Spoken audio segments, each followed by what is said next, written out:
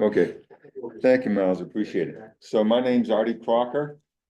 I'm the actually vice chair of the planning board. We're now starting the Large House Review Committee. This is our first meeting. And I don't have the text in front of me, but I'll repeat what I remember, paraphrasing what I remember. That is, we are allowed to have a meeting, a hybrid meeting, some via Zoom and then some is in person here. This is, I don't know if at this point, if we have any actually public comment part of the meeting. If we do, we'll pull you over and you're welcome to comment. If not, then you will not be pulled over, but you will hear everything going on here. And with that being said, we will officially start the meeting and we'll start the agenda. And the first agenda is simply an introduction.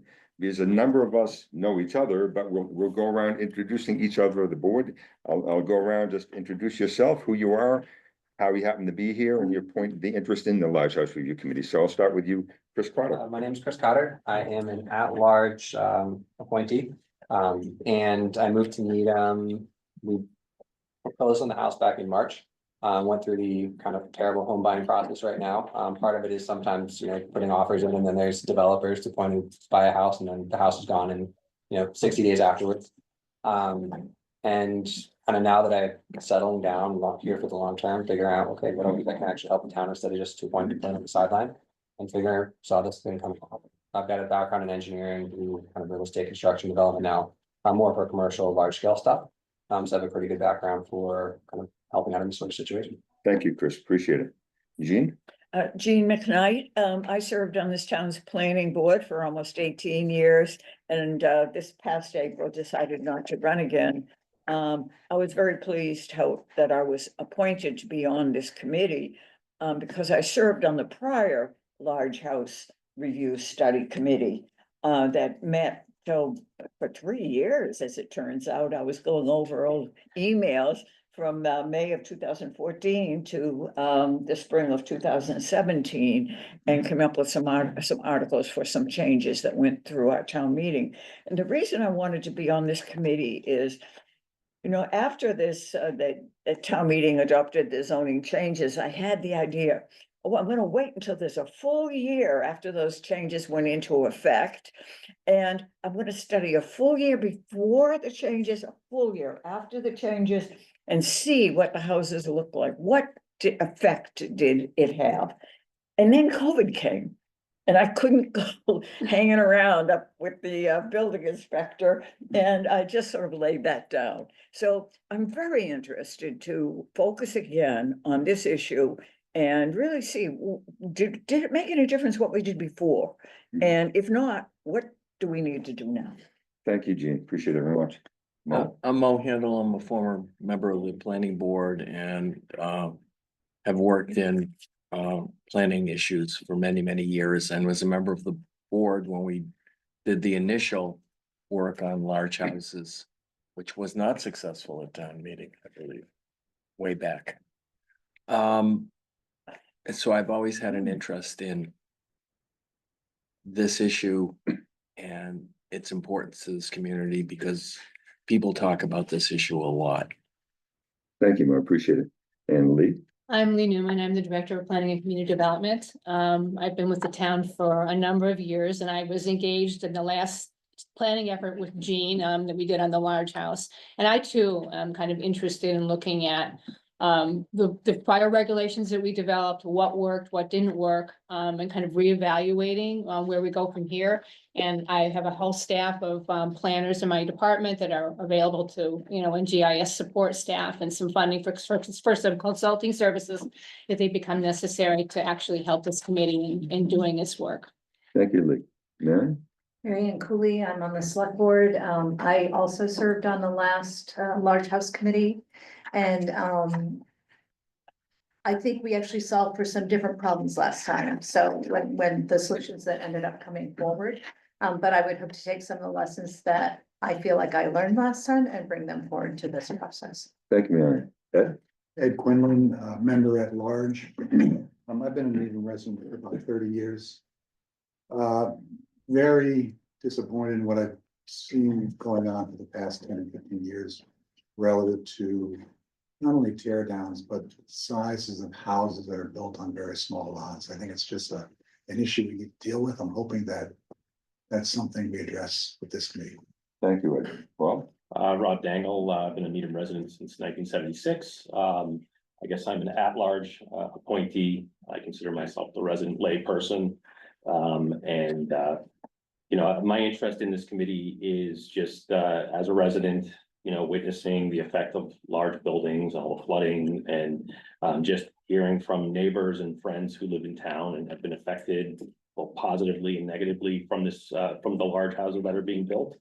And just, you know, hoping to contribute and just kind of get that lay person's point of view and add to the committee. thanks, Rob.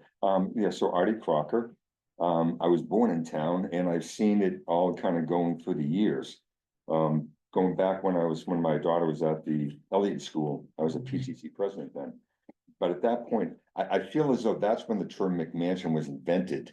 I don't know, 30 years ago, 35 years ago. Maybe it wasn't, but I feel that way. So it's just a matter of where's the town going and can we do something to make some change so we can have a little bit more thoughtfulness on what's happening with the size of the houses and the effect of the size of the housings, whether it be the flooding, the tree issues, how they fit into the neighborhood. The fact is, I really don't know what the outcome is going to be of this committee, where we're going to go. But I'm trying to come in with a completely open mind of how we get to where we eventually be. So that's what, Oscar? Oscar Mertz, been a resident in Needham for 31 years, architect and planner by training, practicing, agree with everything that's been said by everyone. I'm here with a blank slate and an interest in figuring out how to solve this, because I've been, and I was on the housing plan working group with Gene, and we were on that for 16 months, and we had a lot of comments about what can we do about tear down. So I think it's on the front of everyone's mind. So I think I want to contribute to getting to a solution that we're all going to be happy with. Thank you, Alan and Nick. And then we'll go online to the people on Zoom. So my apologies. What's that? These guys too. Jeff is not on it. So Bill Paulson is on the, technically, he's on the committee, but he's gonna sit in the audience right now because Chris Heap is just verifying with Bill's request that he can officially sit on the committee because of his status and how he deals with developers and real estate, So temporarily, that's where Bill is right now. So Nick? My name is Nick Ligris. Been living in this town for going on 14 years. For 2 homes, including building a home. I am the zoning board of appeals member designee. I've served on the zoning board of appeals on the COVID zoning board baby, so I've been there for about 3 years, going on my 4th year. Professionally, I'm a real estate lawyer, attorney by training. Been in real estate in Metro Boston for 25 years, born and raised in Newton and the city, and I absolutely love Needham. I'm glad to be here, glad to be a member of this community. No town is perfect. I always say, if you want to have an opinion, you got to get involved. So was on the zoning board, and here I am. Haven't served on a committee before. Excited to get to know all of you guys. You guys are a lot of veterans here, and I'll bring a real estate perspective towards things. Thank you, Nick. And before Paul has to go away for his ZBA meeting over in maybe Westwood, I'll go to Paul. Why don't you take the first intro on Zoom? Evening, guys. Paul McGovern here. Sorry, I can't be there in person. I will be hopefully within the hour. I do have a ZBA hearing in Westwood that's been scheduled for quite a while. Like I said, Paul McGovern, I've been a resident in town since 2017. And I am a contractor and a developer. So I hope to represent those interests as well as a resident of the town, an interested resident of the town, as part of this committee. So hopefully I will be there in person within the hour. Thank you, Paul. Heidi. Good evening, everyone. Nice to see you. I look forward to being back in town and being able to attend in person. I'm Heidi Frail. I'm a member of the Select Board. I sat on the Housing Plan Working Group. I co-chaired the Home Committee, and I'm interested in being part of this committee because of issues of affordability, of sustainability, and addressing the issues that so many residents have brought forth about those things and character of neighborhood and stormwater and trees and all of the attendant issues. So looking forward to some really good conversations. Thank you, Heidi. Joe? Yep.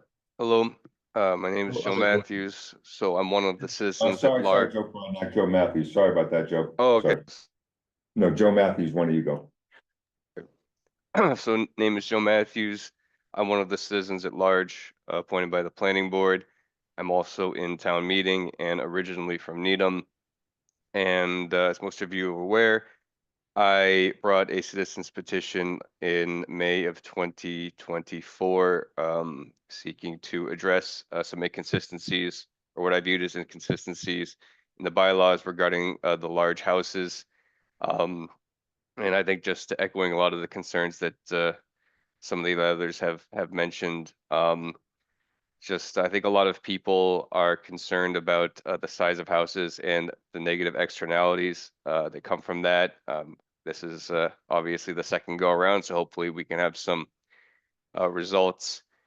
And I would say that, yeah, I think it's important not just to represent the people that you hear around town, but this is also with the mind towards people who are the future residents of this town, who don't know how to impact it, but one day will be part of the community. And that's not just people who are living outside, but those are the high school students, the middle school students, right? They don't know anything about this. And then by the time they're 30 years old, they're going to be wondering where are the houses that they had all seen that they thought they might live in when they were older. So I think it's not just about, and I think sometimes a lot of issues in town, there's just by the nature of politics in the United States, you know, older property owners who've been around get a lot of voices. But I think that, you know, one of my motivations is that I know that there were other people that I know who I went to high school with who just can't. They wanted to be in Needham and they could not because it was not set up properly when it was time for them to buy a house. So that's what kind of motivates me. Yep. Thanks, Joe. Appreciate it. And Joe Brodnack, not last, but certainly not least. Hi, Joe Prondak. I'm the town's building commissioner. I've only been the building commissioner for a year and a half now, so I was not on the last large house review committee. But my career as a building inspector started in 1987 in the town of Hull. I spent 18 years in the city of Quincy, 17 years in the town of Milton, and then came here. So I've seen a wide range of development trends. But I'm not on the committee. I've been asked to be here, I guess in an advisory capacity. So Thank you. that's it. Thank you. Thank you, Joe. Appreciate it. So one thing that we do officially have to do, and that is we have to call a roll just to get the attendance. It is something that's standard. So I'll just call out your name and just say yes if you're here. G. McKnight, Yes. Heidi, Yes. Miriam, Yes. Mo Handel, Yes. Tina, I know Tina's not here, can't be here. Nick, Yes. Bill Paulson, I know you're still waiting, but you're here. Paul McGovern, Paul, I don't know if you're still online. Okay, Yes. okay, thanks, Paul. Appreciate it. Oscar, Here. Chris Carter, Yes. Rod Dangle, Yes. Joe Matthews, Yes. and Ed Quinlan. Yes. Okay, the only other thing before we get started, just want to remind or make sure everyone knows, and that is we are a 14-member committee. And so please be respectful of your time and the time you spent to make sure that everyone has time to talk. And so just when you're making your comments, please be respectful of the time that you're taking and think about other people as well, as because we have a lot of people on this committee and we have a lot to get through. So just keep that in mind as we're going through all the agenda items and what we're talking about. The next is large house. Now everyone should have received an email which talked about the charge of the large house review committee. Did everyone receive that email? Okay. Lee, do you want to talk about that? The large house review? Sure. I thought- Oh, yeah, I can talk. Well, I'll talk about that. That's Yeah, fine. No, I'll talk. That's right. I'll talk about it. Okay, so I'm not gonna go over the whole thing. Because it's 3 pages, 2.5 pages, give or take. But I will look at, there is the project scope that we have. So we are responsible for looking at the rezoning applications, how it looks at the single residence B or SRB and general residence. And what, and how we come up and how we change the bylaws and what we look at. We're gonna look at what are other towns doing as far as what they're doing in their bylaws? What are our, and Lee has a PowerPoint, she'll go through what are the current regulations in the town as far as SRB, and I think maybe in general residence. Those are the ones that we're focusing on. And so our responsibility is to look at, is decide what we want to look at. And when we're coming up with the bylaw changes, we're gonna have a lot to discuss here. You know, we're gonna look at setbacks, we'll look at FAR, we'll look at flooding issues, looking at, you know, is there valuation change? We're looking at, I mean, embodied carbon. I was talking to Ed about this. We're gonna look at, you know, how's embodied carbon fit into it if a house is torn down versus a new house being built, of course. Then we're looking at then we're gonna look at one big thing, I think, Joe, you will perhaps appreciate this, and that is, we're gonna look at what happens when someone wants to do an addition. At a certain addition size, it triggers a building code change where the whole house has to be brought up to the code, to the new standards. Now, so we need to look at that and how that figures into anything that we're deciding here. Because it makes a difference. If it triggers it, the house may be torn down versus not triggering it. I don't know where that threshold is, and I don't know what the impact is exactly. But I do know that there is some impact, and so we're gonna be looking at that as well. Then we're gonna be talking about, you know, people have talked about the open space issues. What is, you know, with these large houses going up, they're taking up more percentage of the lot sizes. They fit within our regulations, but they are taking up more green space. So how does that affect things? How do the trees affect things? There is a tree committee that's about to be started by the select board. They will be mostly taking up that aspect of this issue in general around town. But it's something that we can kind of keep in the back of our minds as we're going along, because the trees, lack of trees, heat deserts, pollution. And then we're also going to be talking about, we can talk about it tonight.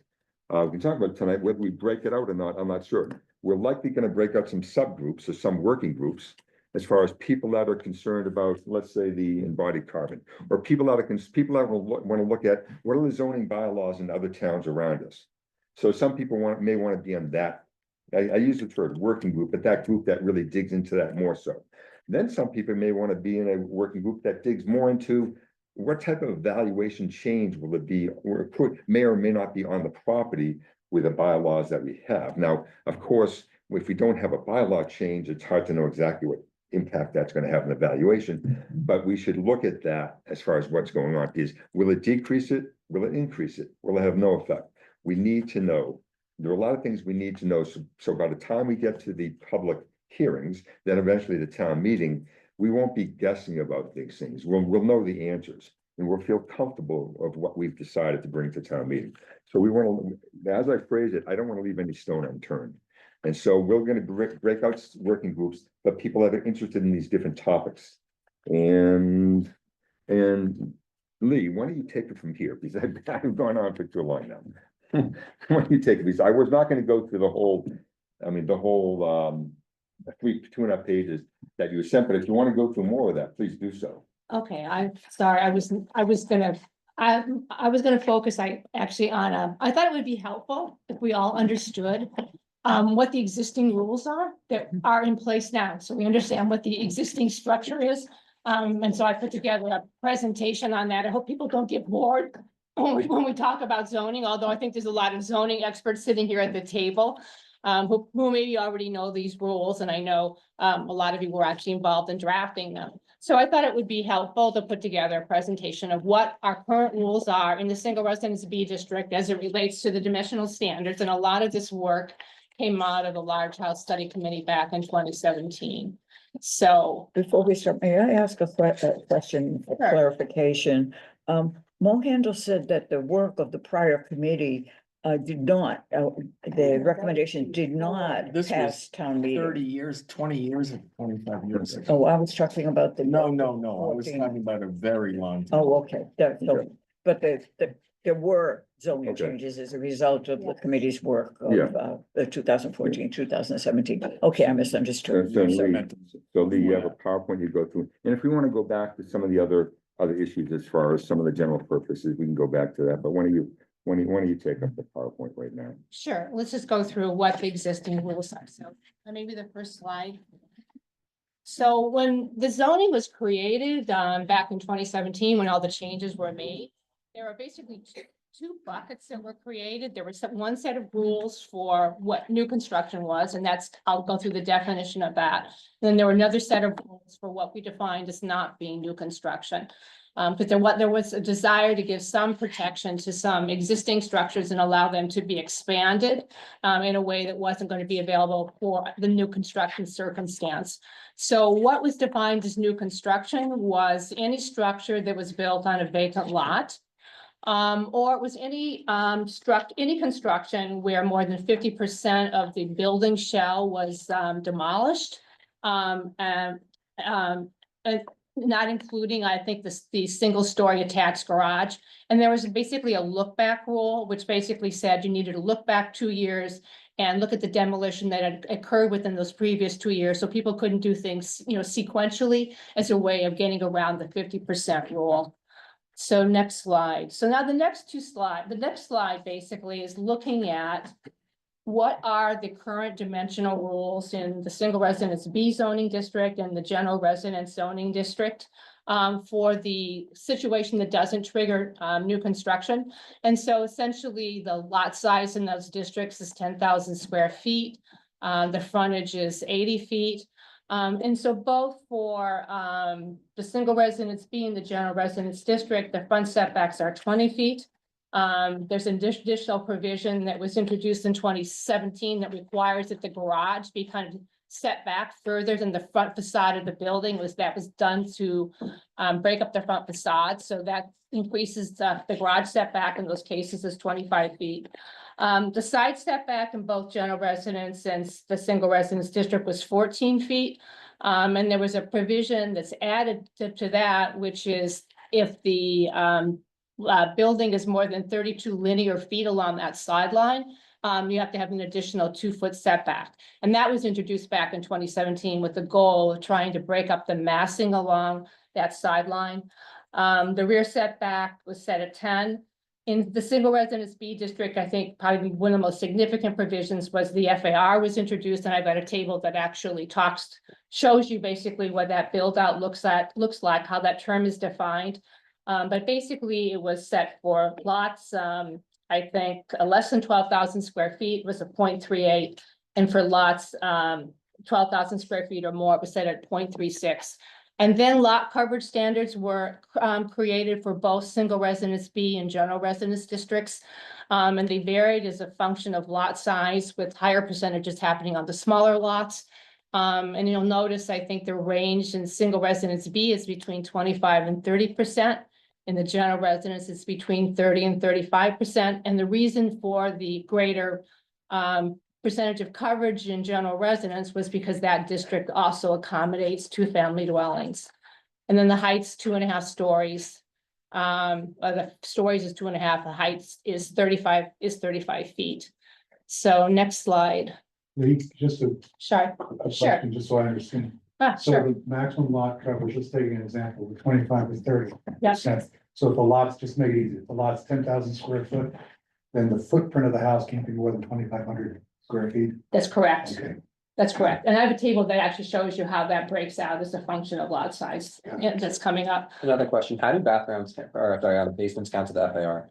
Is that calculated inclusively or is that separated? I have a slide on that too, but the basement is not, the basement is excluded from the FAR calculation.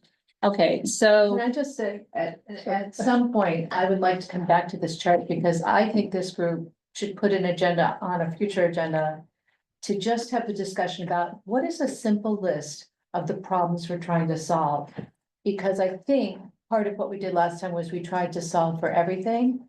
And I think if we were to talk about where we think the pain points are in town, we would come with a much more limited list. So I'll just put that out there for people to think about right now. I agree with that. I agree.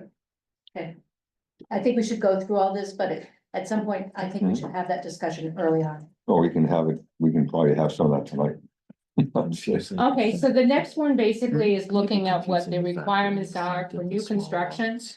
And essentially, there isn't a lot of distinction between the new construction and the add-on. And the existing houses. I think the rear setback got increased, in the, for new construction. And there is a provision, I didn't mention it in the earlier one. One of the issues we had was we wanted to allow people to add on to their existing house if it was non-conforming relative to a front or side yard setback, because a lot of the houses were built earlier. So we allowed that as a right, in the, for existing houses that were not requiring new construction. And we mandated that actually happen by special permit in circumstances of new construction. So the next one.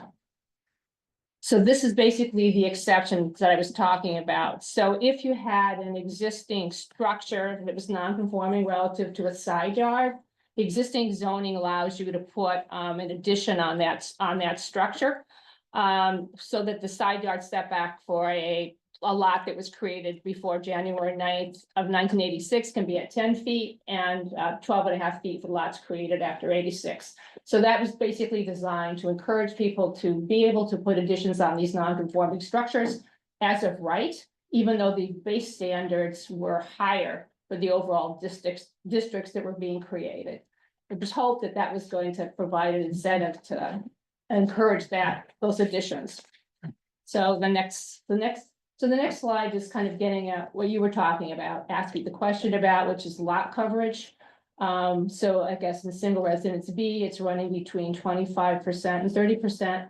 And it's actually, increasing as the lots get smaller to allow for a reasonable size footprint to be put on those houses to accommodate what was considered to be the market demand at that time. And the general residence provisions are again higher, running between 30 and 35% as a function of lot size, again, to accommodate two-family housing construction. So next one. So this is the floor area ratio. The question you asked about what's actually included in the floor area as it's done under the existing zoning. And so under the existing zoning, FAR includes the first and the second floor. And there's an additional allowance of 600 square feet for the garage.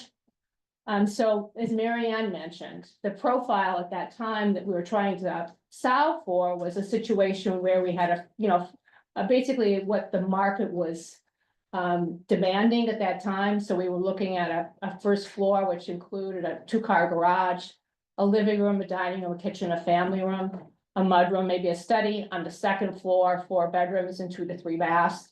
I think the idea was, how do we enable what seemed to be the market demand to happen in a way that was still going to be respectful of existing neighborhood context by making some adjustments to the massing on the buildings. And so that's kind of what the framework was of the work that was done in 2017, and it's kind of reflected now in these regulations.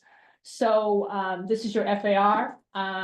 So if the lot was less than 12,000 square feet, it was a 0.38, and then as the lot was equal to or greater than 12,000 square feet, the FAR 0.36 was developed. And so then I think on a 10,000 square foot lot with your FAR of about 0.38, you were looking at a house approximately 3,990 square feet with the FAR calculated as I've just described it. Any questions? Just a comment. Sure. I think the genesis of the discussion at town meeting had in large part to do with how we measure FAR. Yes. So to me, that gets at what is the acceptable bulk of a house irrespective of how we measure it. So that's one issue. And getting back to what Mary Ann said, there are several issues that sort of are related to each other, some of them, and others that are not, including affordability and the value of the house to the seller. So I think we need to find a way to break this out as we go through this and deal with those separately. And then what is the relationship between them? For those of us though who haven't been involved to date, I think this historical perspective is really helpful. Okay, so the next slide. There was also some adjustments made in 2017 in terms of how height was measured. Before these adjustments were made, people were basically regrading a lot, and then height was measured from that regraded surface. Which is creating a lot of mounding around houses and houses being much higher than houses around them. So there were two standards that were introduced in 2017 in terms of how height was to be measured. And so it was to be measured from the average grade around the average existing grade or the average new grade, whichever was lower. And the height limit was 35 feet. And then a measurement from the single point in the street center line was introduced, and that had a height limit of 32 feet. And then there were also some maximums because some of the way height is calculated as an average. There's a maximum height of at any one point that didn't exist before, that was introduced at 41 feet. And because there was some concern expressed about situations where basements, you had a basement that was totally exposed along one elevation, and then you had the 2 stories above it, and then you had dormers being put on in the half story. And I think that came about, I think, because at a house around, Wachusett. There was concern about that. So in the circumstances when there was a second, when the basement was a walkout, you were not permitted to basically have those dormers in the half story. So that got introduced back in 2017. Next slide.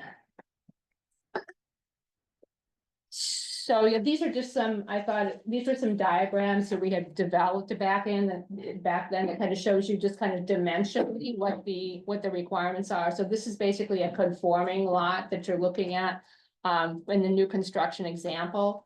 You can see, again, there's 80 feet of frontage for the lot. We're looking at a 10,000 square foot lot. You have a side yard setback at 14 feet, and you see that where more than 32 linear feet of the structure exist along that sideline, you're required to have that 2-foot step in. The rear setback is at 20 feet. So in this case, on this 10,000 square foot lot, given the lot coverage requirement, you had a square footage of 2,500 square feet. And the FAR was 38. And it was a 0.38, and the build out that you're seeing here is a house of 3,645 square feet. Using the definition of FAR that we have defined it in the current bylaw, and that led to a 36.5 FAR. And then you can see basically the floor plate that we were trying to accommodate at that time in terms of the functional use on the first floor of the house. So next slide. And this was just illustrations that we were trying to show what the massing of a structure, of that structure basically in the as of right situation on the house side, on the lot size I've just described, would actually look in terms of its massing. So in a case like this, there could be an attic area that's livable but not counted on the square footage. That's right, and the Yeah. basement wasn't counted. Yeah, so in this case, you're kind of conforming the second floor to add on just the proper amount of FAR to get to the 36.36. I think it's something, so I think that's what it was. So like 2,500 for the first floor, then I guess that would make it maybe 1,100 for the second floor, 1,100 square feet for the second floor, something like that. Does that sound about right? If the FAR is 0.36. We have 2,500 first floor, if that's what it is, then another 1,100 for the second floor. I think example? in this example, I think the first floor was 1,900 square feet, the Okay. garage was 600, so that was 2,500 Okay, square feet on the first floor. The second floor was 1,745, and so the total square footage is 3,645. in the garage, it doesn't count. The garage doesn't Doesn't count. count, yeah. Thank you. So the next example, And I don't, this was, there was, the setbacks, if you had, there was a provision that was introduced in 2017 to deal with lots that didn't have the required 80 feet of frontage. To give them some flexibility on the side yard setback. So this is an example, so the side yard set, if the frontage on the lot was less than 80, then the side yard setbacks in that case were reduced. And they were reduced to 12 feet, 14 feet, I think, or 12 feet with a step out at 14 feet. So this is an example of that. Because there are a lot of lots in Needham that are non-conforming relative to the front yard setback. And so we wanted to make that accommodation and still enable the program to be built out, although at a smaller scale. So in this case, we're looking at a 7,000 square foot lot. And the lot coverage requirement there is 26%. The FAR is 38%. And so what you're seeing is a house of around 2,681 square feet. Again, not counting the attic, not counting the basement. And then the last example I'm going to show you was how a corner lot is treated. And for a corner lot, it has essentially 2 front yards. And so you're seeing a 25-foot setback off of both of the streets. It's got 2 side yards. And so you're seeing, 14-foot setback off of those 2 dimensions. And so this is an example of a lot that's 10,860 square feet. In this case, the lot coverage requirement was 28%. The FAR was 38%, and this led to a house of approximately 4,126 square feet. Lee, why did you use 25 now instead of 20? Why Because did I- 25 is to the garage and 20 is to the house, but you use 25 for both and not, Well, 25 was 25 off of both streets. It's a corner lot. so a corner lot has a more of a setback than an inline lot for the front setback. 2 sides. Well, it's 2 sides. I think it was measuring to the garage. I think I must have been measuring to the garage. Oh, your garage is way. Yeah, the garage is- 25. 25 would, I think, I thought 25 was garage and 20 was building. It is, I would it assume is. that you could then build that house at 20 feet on both corners. You could have, yeah, And 25 to the garage. you could, yes, you could, Okay. you could, right, you could. I might have pulled an example that was the garage example when I started pulling, well. No, actually. It should be 20 and 20, you're right. Maybe they just got mislabeled. Well, but, so Or- here's the I'm just thing, curious I what think the- this is showing something that meets the lot coverage requirement and the FAR requirement. So you could have pushed that house closer to the street, And had more yard. okay, and had more Back there. yard in the back. Or you could have left it set back more, but the house fits the lot coverage and the FAR requirement, it's just a question of placement. Where I you think. place it. I don't know what example this was created for, it could have been showing that, Lee, I don't. I don't remember, We I don't looked at so remember many anymore, it's been a different while when I was pulling alternatives, these yeah. out this afternoon, but I've got an architect expert here who does I just wanna houses clear in to Needham, and people. he's gonna know if I. Yeah, missed you that. wouldn't make a bigger house, like just Right. extend the house by 5 feet, the whole house would have to shift. Because otherwise you lose the other 2-dimensional percentage, yeah. requirements. Yeah, because actually, Oscar, it's built at a 38 FAR, which is the max for Right. that lot size, so. Yeah, it probably would have been a better example to show it at 20. So the next slide, where are we? It's just basically showing the profile on the 2nd floor, and then the last slide I have. I think was the drawing, which actually showed you what that scale would look like. So that's just an overview, I think, of the framework. Of what the dimensional requirements are currently, and then how they actually play out in terms visually in terms of presentation on the lots, although there's examples all over town. Okay. So, I don't know if there's a need to go back and cover any of the things that we had, so maybe we can start going forward. So the question was raised, what are what are the issues that we wanna look at? What are the concerns that are going around? So, I think I'll just, Those are different things, what are the issues you wanna look at, what are the, I said, what problems are we trying to solve for? Well, yeah, what issues, what problems are we trying to solve here? And what are the concerns, because the concerns are the problems. Already one point of question. You know, having that document available to us would be helpful for us to figure out what do we think are some of the issues. That might be helpful if that could be distributed. Sure, I'd be glad to. I Mhm. just finished it this afternoon. I would have done it earlier. Yes, Thank you. sure. Okay, well, some of the issues, okay, some of the issues will go around, but some of the issues I've heard is, you know, the house is too tall for the neighborhood. Certainly the somewhat connected to this, but you know, the builder levels all the trees and then puts a new house up. It just doesn't fit into the neighborhood at all. So what does that mean? Doesn't fit in? Is, you know, it's a combination of, is it too high for the neighborhood?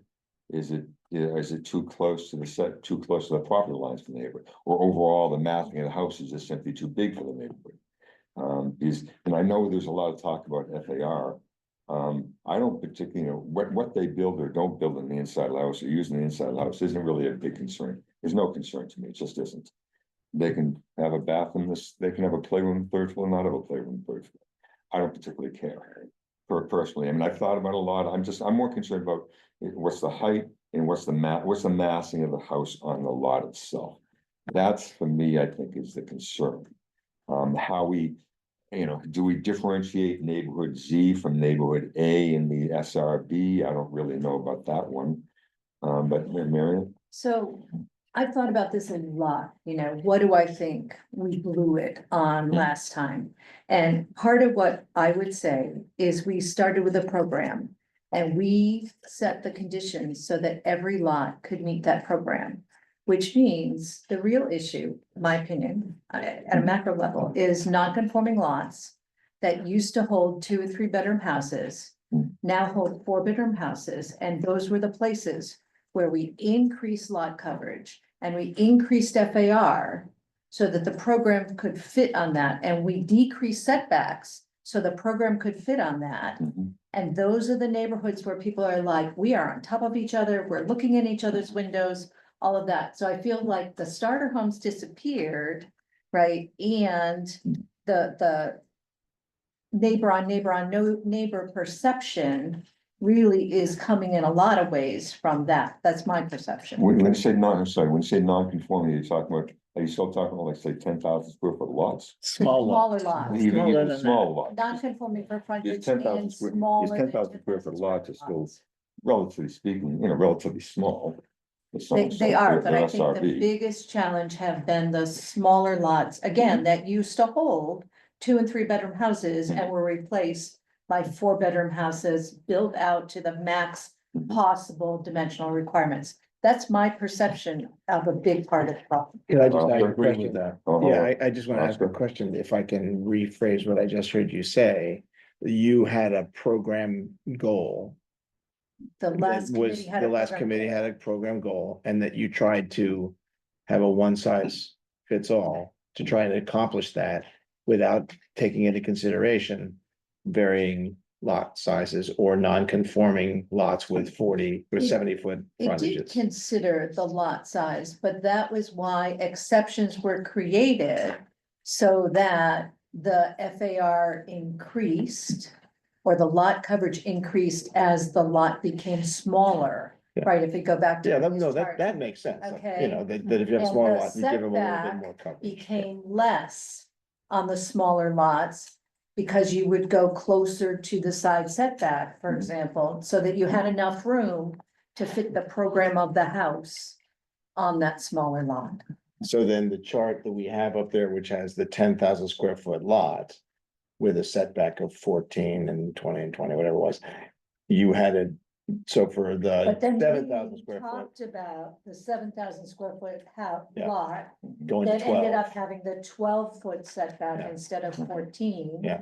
Right, in that chart that listed the And- FARs. Right. Yeah, Right, and the lot coverage that declined, or that increased as the lot size declined. I think it will be helpful for people to look at, but I'm gonna say that's my kind of gut level punch. When I sort of put that together. Well, thinking about yeah, I this. mean, I certainly, I can certainly imagine how the non-conforming small lots where the quite obvious ones perhaps, but I've seen plenty of houses around my area where the lots are certainly 10,000 square foot size lots, and the houses, they're just gigantic, gigantic. They're so overmassing what I see there. That's my perception. Again, I don't care about what they're doing inside. All I care about is the houses and they look, not just counting the first and second floor, they're looking like, 5,000 square foot houses at least. The first and second floor. Heidi has a hand up. Oh, Heidi, go ahead. Hi, thank you. I think one of the things that I find disturbing is the sort of loopholes where we're not necessarily labeling our requirements well enough that allows development to discount.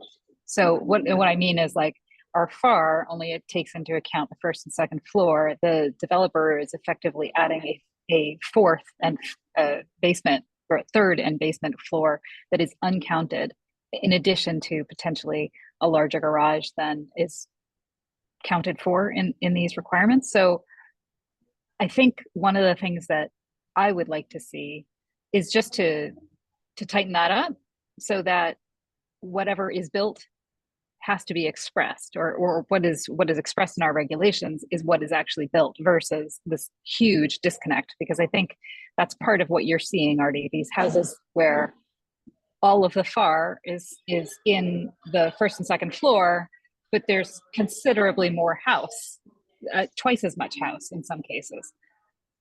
So I'd like to see that tightened. Yeah, no, I agree that, we've used the word loophole before. I know Joe has, I have used the word loophole. Just, it is what it is as far as the regulation, not counting them. But Heidi, so what do you, if we get away from FAR, for example, what do you see as the problem that we have to solve, or how to solve the problem? Do we decrease the FAR, which then solve that problem?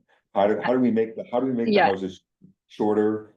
Fit I think, well, I don't know. I mean, I think that's part of the work of this committee, and I don't have an answer for it. But what I'd like to see is floor area ratio include everything that's included in the house.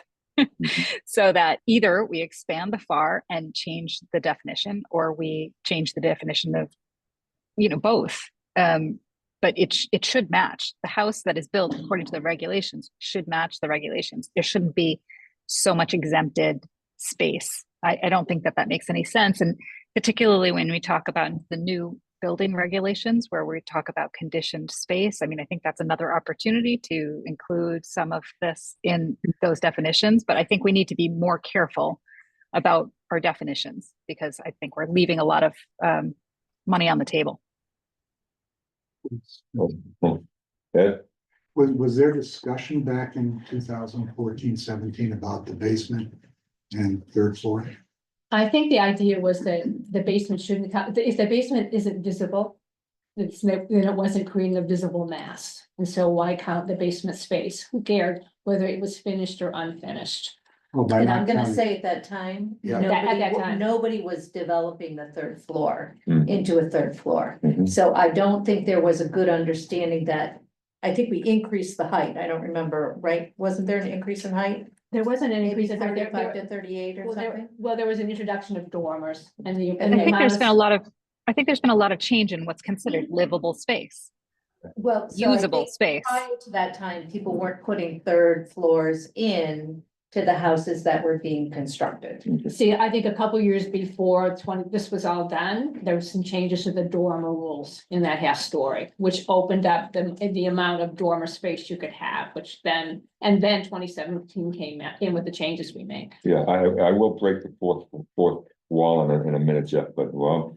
Yeah, so I've been looking at some of the zoning and large house reviews that other towns have done, and when you did your presentation talking about like maximum heights and that kind of thing, and just seeing what builders have been doing in various neighborhoods, I think we really have to look at how we're measuring that height. And I don't think what we've done has worked for us. And I think, maybe taking a close look at, measuring height from street level versus average of this or average of that and all that. We massively need to simplify these things because, dummies like me can't read the zoning stuff without like my head spinning, so that there's that. The other thing I would like us to maybe look at is what we consider buildable land on a lot, because what we've seen, and I think you've seen this in the past as well. I've seen developers just do some interesting things about taking a kind of like hillside on a lot, digging way into it, putting up a wall and building a house to like the, the 12 feet of that wall, and there's a part of a buildable lot that probably shouldn't be built on because, ecological things, so we should be balancing kind of that as well. Yeah, just to touch base on this, then I think I want to ask Joe a question, Joe Brodnack a question for a second. So, yeah, so Rob was talking, was specifically referring to a house on, I think, Yale Road, where the lot goes down, goes up the hill, then goes down, and then goes on top of the hill, and that's not buildable up there, but it counted towards the FAR. And so on the street level, which is the only place where you could build, there was this massive house which had no business, I use the phrase, no business doing there, but they were allowed to do it by the zoning because the lot goes acreage going up the hill, then on top of the hill. And it's just, it stuck out like a sore thumb, is putting it mildly. Then there was the other house on Gary Road where there was this massively obscene house approaching 10,000 square feet on a neighborhood with 2,000 square foot houses, 3,000 square foot houses, maybe a little bit more. And it was allowed to do that because you had the lot, then you had the 100-foot setback to the brook, then you had the other side of the brook. And so because of all that acreage, this house is planted on the front of the lot, which really just, I use the phrase, I had no business being there, but excuse me for a second more. I just want to go to Joe. Hey, Joe, Rob brought up the issue as far as height. How do you see that? How we measure height? How do you see that factoring into this? Well, it's a complex question because there's so many differences in the lots and the topography.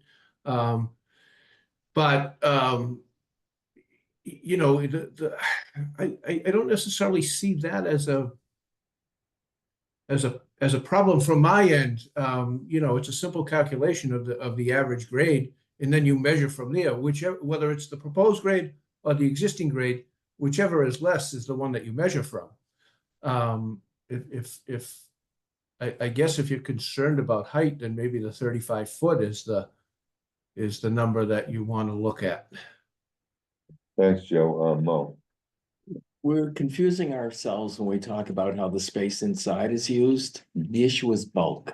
Yeah. So whether somebody uses their basement or attic doesn't matter. What matters is what is the face that house puts to its neighborhood, and what is a reasonable regulation of that bulk. And we shouldn't have to worry about whether the attic is used or the basement is used. Whatever we come up with should tell anybody who looks at it what the largest bulk you can see on a particular lot is. And how far away does it have to be from the edges?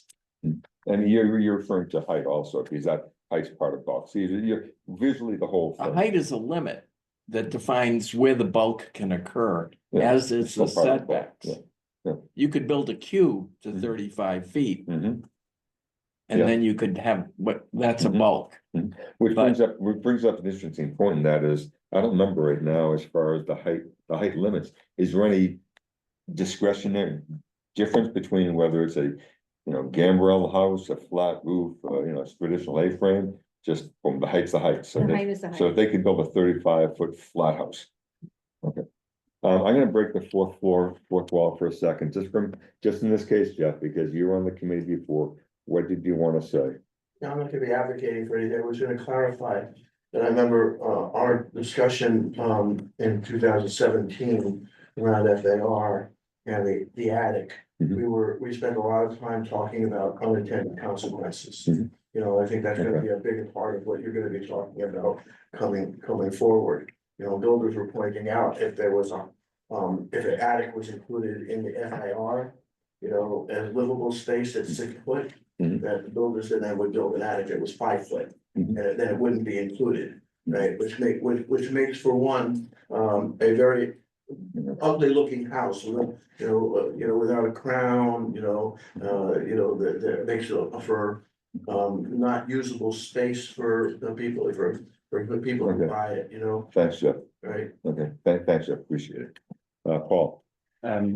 I would say, and again, I missed a good part of the conversation. No, I because appreciate you just- showing up because I know you're a ZBA in another town. I would say from a building point of view, having the ability to use the basement and an attic as part of the FAR actually puts less pressure on the dimensional regulations on the first and second floor.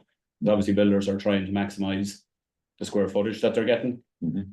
Having the basement and having an attic that you can add, that you can use, that are not on the FAR means you don't have to try and squash it into the 2 floors, the first floor and the second floor. So it actually takes a little bit pressure off the space. Now, I know builders, most of them are still maximizing it out to the extent of the dimensional regulations. But if they're trying to achieve 5,000 square feet and they can achieve it over 4 floors, Mhm. it doesn't put the same pressure on the dimensional regulations as trying to achieve as much as you can of that over 2 floors. But I mean, so we're sitting here looking at, what can we do to reduce the height? Okay, so again, some of us right now are talking about, we don't really care what's happening inside. The overall, we want to reduce the visual bulk. So if we're reducing the visual bulk, what happens if we say, okay, we're reducing the height instead of 35 feet, we're going to 33 feet? What happens there? What happens is, what are you seeing? What would you feel in your end as far as if on these SRB lots, these 10,000 square foot lots, is that 7,000 square foot lots? If we're pulling things in a little bit, we're shrinking it, the height, pulling it. Yeah, to the I side. think the FAR not including the basement and the attic is not including it is beneficial in that regard. Mhm. Because it allows the developer or the homeowner or whoever is building the house, it allows them to get more square footage on a smaller footprint. Mhm. The footprint seems to be the majority of the issue, or the footprint facing Mhm. the neighbors or the street. That's the issue. Nobody knows what's underground. Mhm. The attic typically is in the roof line. The roof line is going to be the roof line anyway, whether it's used, whether it's functional. Yeah, maybe it has a few more windows if it's usable space, Mhm. but you have to have a roof on the house. Mhm. Anyway, you have to have a roof that's architecturally appropriate. Mhm. For the most part, people are not necessarily increasing the height of the roof just to get livable space in it. It is there. Mhm. It's what they're using. They're using it as functional space.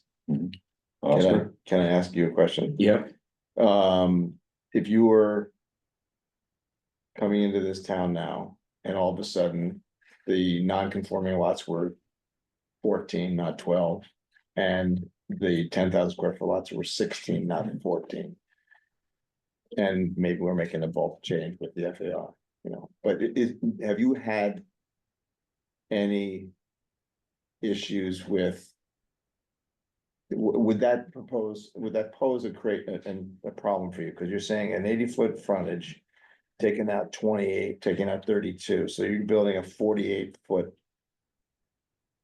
Yes, building. and generally that's been That's maxed out. Pretty good. Yes. That's still Yeah, pretty no, generous. typically they're looking for a 3-car garage on that, Yeah, whether that's access from the side. inner side, yeah, you Yeah. still have a driveway potential. that you Yeah, wanna cut in, but that's into your. There's setbacks. room to play with. There's nothing. So I'm just curious why we don't just go ahead and make some bigger setbacks, because I'm thinking about trees. And the trees are an issue, and a lot of towns have more setbacks, and I think you're probably finding that when looking at other towns, right? Mhm. And some of the towns also include tree bylaws as part of their issue, and they get a arborist or somebody to come out and say that tree could live, or that tree's gonna die. Well, that's certainly part of the And conversation. It's part of the conversation, but I think it's in my head that.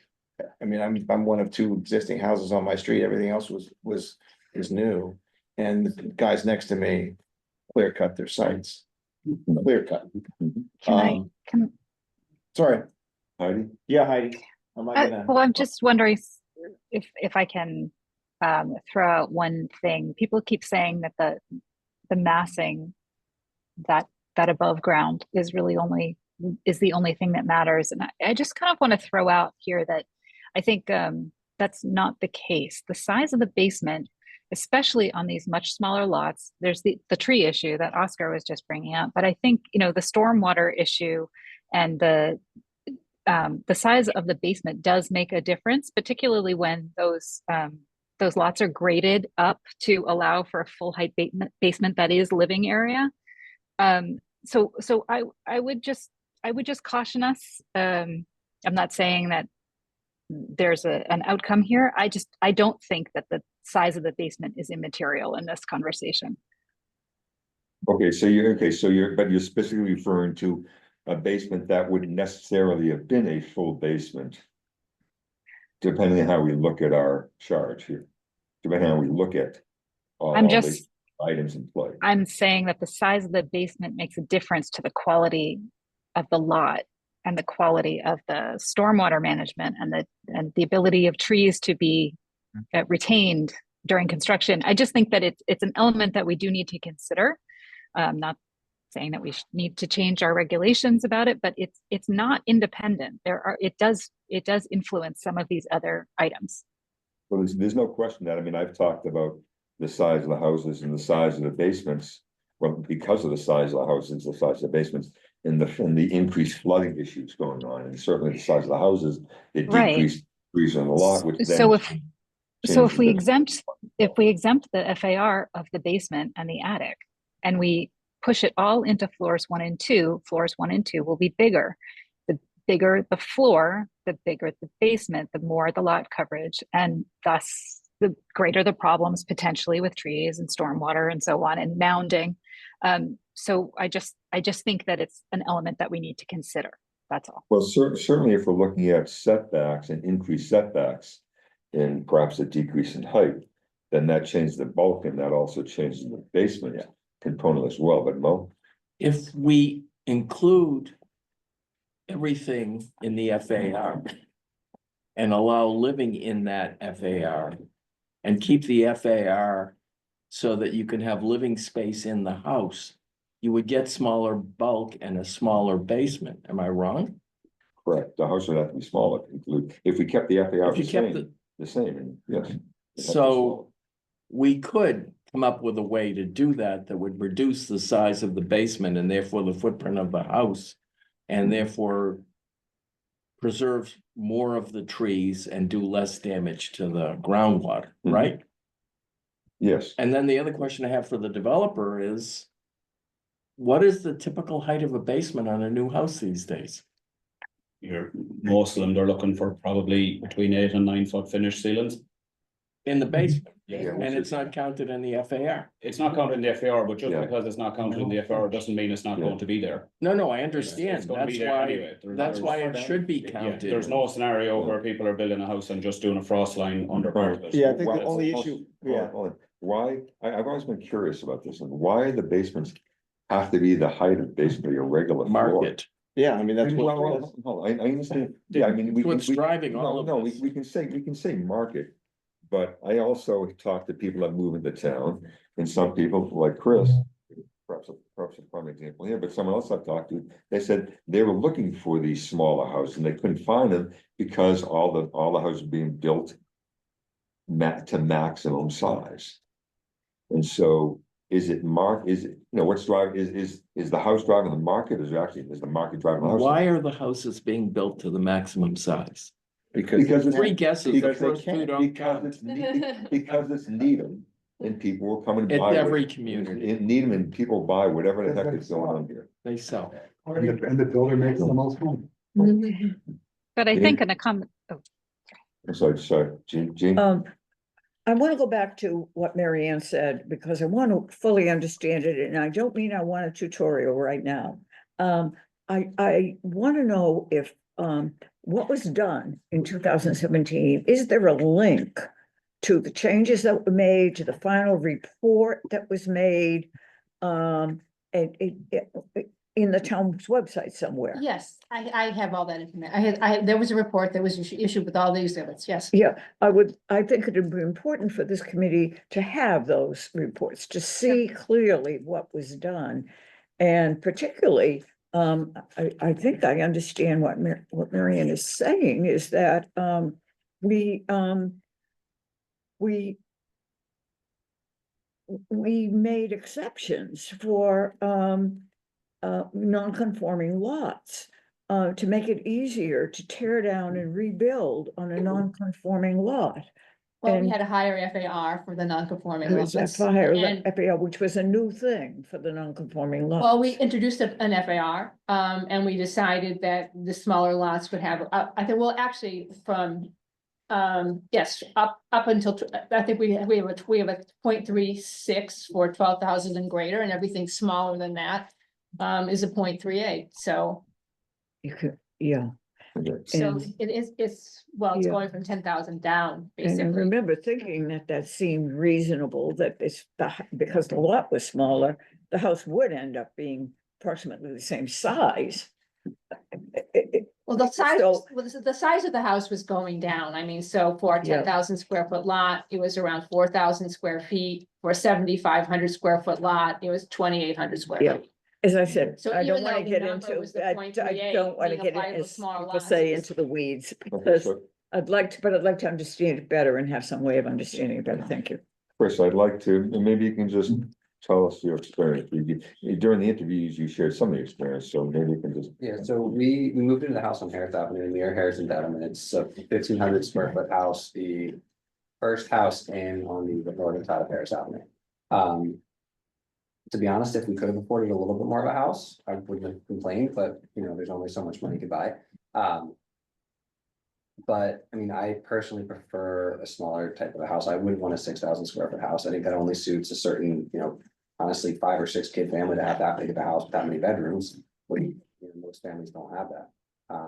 I also think the challenge with that is though, then once that family moves on, it's only sold to that type of family market. It's not sold for a new starter family. It's not sold for an older generation. Once the kids move out of the house, it's only limited really for a 15-year period that you need a house that big. So for me, that's just, I guess, one of the struggles is it's good for a house for a certain time period, but you know, at some point it's nicer to have the smaller house just to live in, but also just for community wise. It's certainly what we lost in town. We're lost all over the place, Paul. So this is with my developer hat and my contractor hat and my homeowner hat. Yeah. You've seen it already. Oh, yeah. I live at the corner of Great Plain Ave and Mark Tree Road. Just after doing a significant remodel on my own house. Yeah, and I've done the house beside me. I've done a house either side of me previously as a contractor for the homeowners. One of the other issues is that work like that is not financially viable for an awful lot of people, and the money that you put into it, you will never see back. And remodeling has become, is very expensive. It's very expensive for homeowners, it's very expensive for a contractor. Joe will know some of the rules and regulations which the state have mandated, not necessarily that the town can control. But if you're remodeling if you're adding over 1,000 square feet, or if you're doing more than 50% on a house that's less than 1,500 square feet, you have to bring the entire house up to code. So in my opinion, one of the negative things that rule is doing, it's actually punishing the houses that require the most work. And I don't think that was ever an intent of what it's doing, but it's actually financially punishing the house. It's not financially viable for those houses, not only to do the additional work that you want to do or the remodeling that you want to do, but also to bring the existing house where you may not be intending to do anything, but you have to bring the entire house up to today's goals, which are quite hard to achieve from an energy point of view. So I think that kind of goes against the intent of what it was meant to do. That's a state mandate, not a town rule, so it's very hard. Well, It's very hard to do anything about that. Is there any pushback on that? Oh, so aren't there some building codes within the town that have some bearing on what's going on with additions and the trigger points? I would. New construction. Joe, I Joe. think Joe. Joe can understand. Hey, Joe. State that's driving that. Joe, can you talk about any trigger The points state that code. I the think. town has as far as new add-ons and where it triggers That's the the building. house has to be brought up to code? That's the state code. Well, I think what was talked about was primarily the energy code, and because we adopted the stretch code and the state upgraded the stretch code, that, yeah, if you have an existing house and you put on regardless of the size of the existing house, if you put on an addition that's 1,000 square feet or greater, you have to bring the entire house into compliance with today's energy code. That can mean all new windows. That can mean insulation in the whole house. That can mean new heating systems. It's very difficult to achieve on some of on some of these houses. As far as the zoning bylaw, the trigger really is if you tear down more than 50%. And then you're considered new construction. So those are the two differences, I think, between the building code and the zoning code as far as having to. You said the energy code is because New construction. Hold on a second. How much a second? Leanne? I'm still back on thinking about Heidi's point, and so I just want to talk about this for a second again.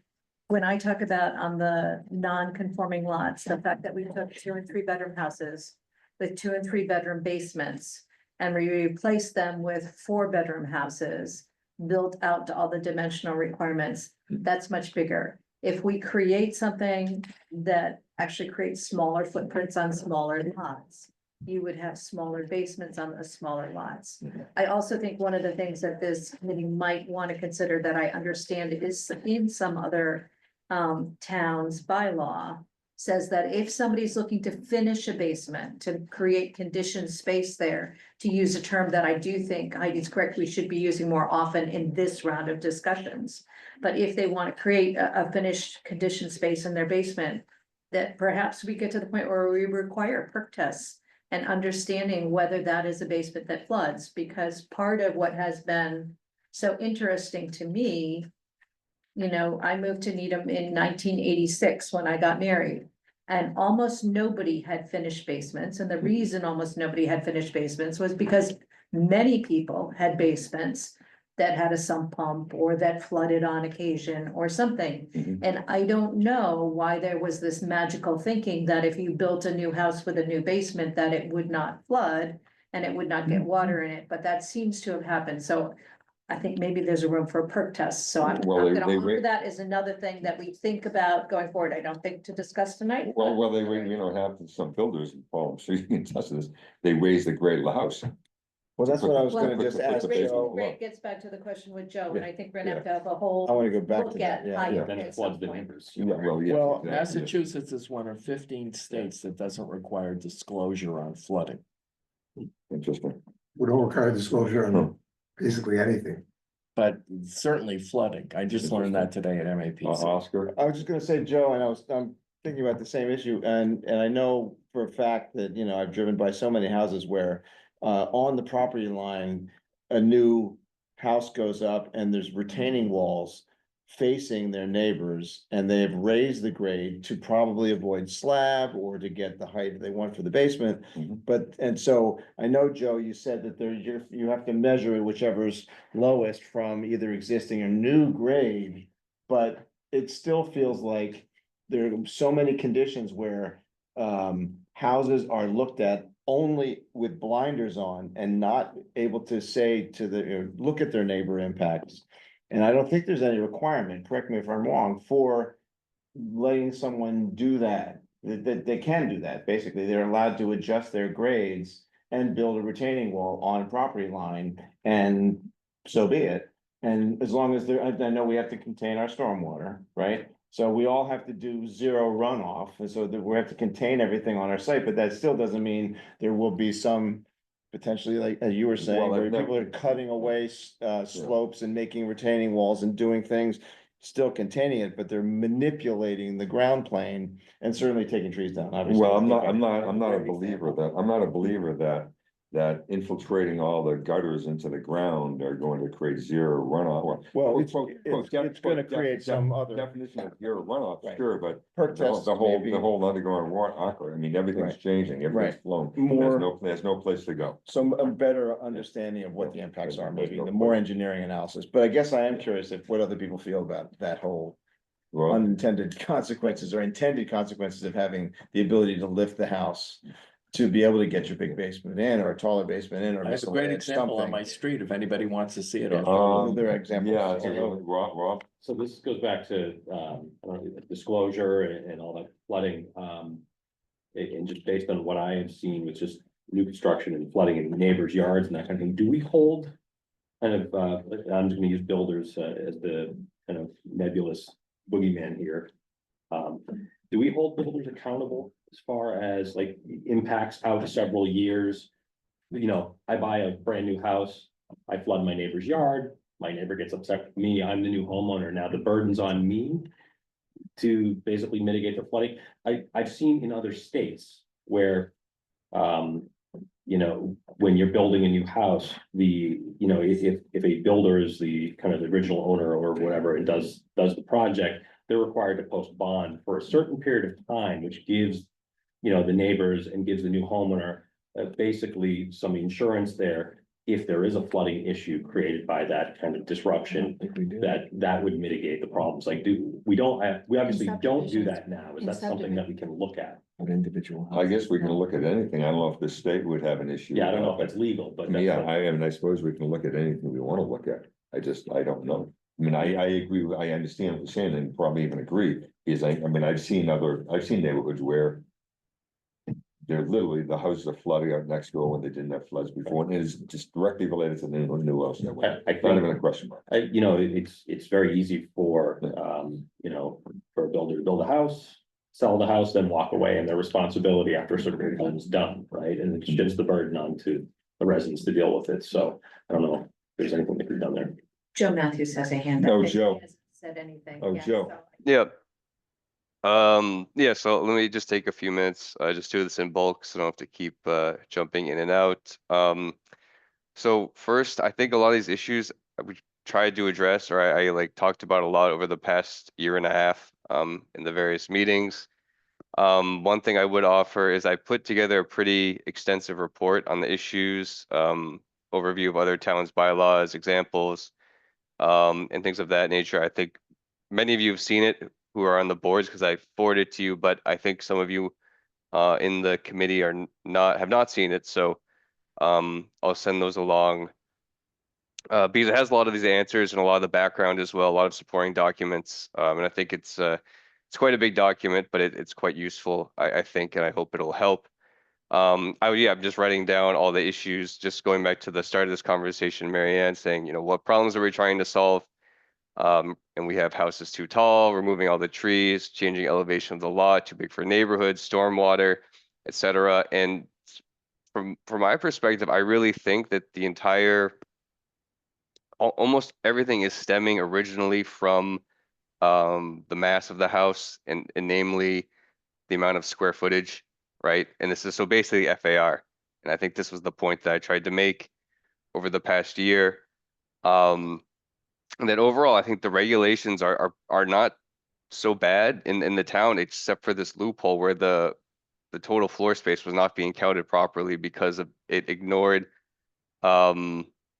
this evolution that occurred where basically you fully built out the 2.5 floor, which is the 3rd floor in the basement, and market it all as finished space. So in my reading of most zoning bylaws, it's a general principle that any space, if it's intended to be habited by a human being or occupied, needs to count in some way, in one way or another, as square footage. And what I had proposed last spring was to say any space with a ceiling height over 5 feet.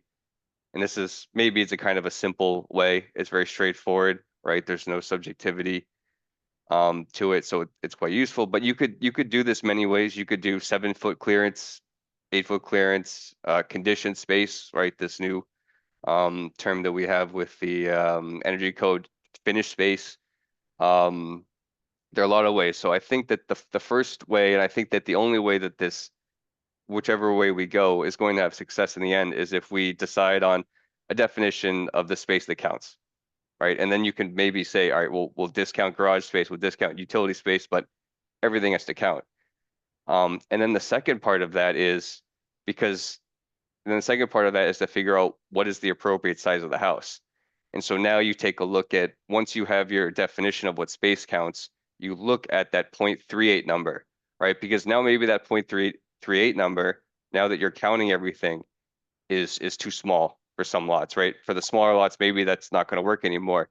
So you have to change that 0.38 number to 0.4 or 0.45 for the smaller lots. Or you can, in my opinion, that's just this curve for the FAR is a linear shape, and I don't think that's appropriate. I think you would really want to see something more of like a so-called S curve, where we give a lot more allowance to the smaller lots and we restrict the allowance for the larger lots. So you really have kind of a more consistency across all lots, regardless of the shape or size of the lot overall. So I think if we do that, I think most of the other stuff, most of the problems will be solved. I mean, just real quickly, I think you guys bring up a lot of good points on the transformation of the land and the buildable land, but man, I think that's going to be really complicated because there's so much variation in the various lots. I know exactly about that Yale Road lot that you're talking about with the hill in the back, how it just fits very awkwardly there. In terms of the heights, I think that I agree with Joe that ultimately you would probably want to just cut down that 35-foot if you really wanted to, but I'm not sure what impact it would have. You would really have to cut it down quite substantially. Otherwise, it would just be a design change, which maybe that's all we want in the end. And then just quickly on setbacks, I'm skeptical of using setbacks because you have a lot of really weird shaped lots around town, and there are things that are on lots. How can I say this? We don't want people to be next to their property lines, but we should trust that builders and homeowners are generally going to place their building in the most optimal position. Because they might have a rock formation, they might have a little hill, a little pond, or trees, and maybe if you increase the setback, you end up pushing the house into a tree that you would have saved. So I think that I'm not saying no to it. I just feel overall, you fix the interior space that counts, you fix the FAR ratios across this lot size, and that's most of the stuff we need to do. Just for SRB, for general residents, I have almost no idea. But yeah, I'll leave it there for now. Hey, Joe, before you go any further, Joe, you can send along that information you have. But I need to make sure everyone knows, because a lot of people haven't served on the committees, or some of us haven't served on committees in the town. So there is the open meeting law. And so technically, Joe, when you send this out, send it to myself and Lee, then we will disperse it to other people, because we're not supposed to have email communications going on amongst the group. That violates the open meeting law. I know it's be incredibly convenient. Yeah, let's just talk about something simple online and so forth. But it's not supposed to occur. All our discussions are really supposed to occur out in the public. So, you know. It could even be hosted. I think it might actually still be hosted on the town's website from town meeting. I was thinking that, it's probably already on the website under that particular article number. Yeah. Right. Yeah, the main point being is, it's, you know, we have to refrain from having group discussions as far as what's going on. Now, that being said, when there are working groups, that falls under a different realm. The working groups do not have to, right, correct? They do not have to technically follow the open meeting law, because they're being pulled out of this, correctly? Because that's, Marion? I don't think they have. We still have subcommittee, it still gets posted. Yeah. They did. We were posting it. Yes, they're posted. I thought Chris said subcommittees, each working groups subcommittee did not was have to be. posted meeting. Yeah, we posted all the meetings for the housing plan. So there are working groups that are advisory to the town manager or something like that, but if our committee creates subcommittees, those are subject to open meeting law and they get posted. Yes. That's how the select board operates. And even if some people outside of the committee are pulled into it. Nobody would be. Doesn't, well, That's a different situation though. well, I understand. So does it have to be like if there are two people pulled out of this, and then some people from the private sector are pulled into it? Doesn't matter what percentage of people from this group are in that working group? Not if this group has designated it as a subcommittee. Okay, thank you, I stand corrected then. Okay, thank you. Chris? So one thing we talk about is just general, the mass of the house you can build, but one thing that I don't know how to solve for is the mass of the house versus the other houses in the area.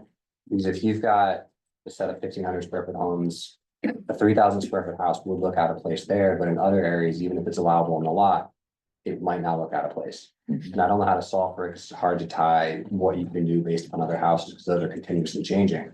But I think that's something that should be looked at as well. It's a challenging question. I would, yeah. So I've been digesting a lot from everybody here. I generally am pro-development, I'm a capitalist, I like people to do what they want to do with their land, but I'm also pro-smart development.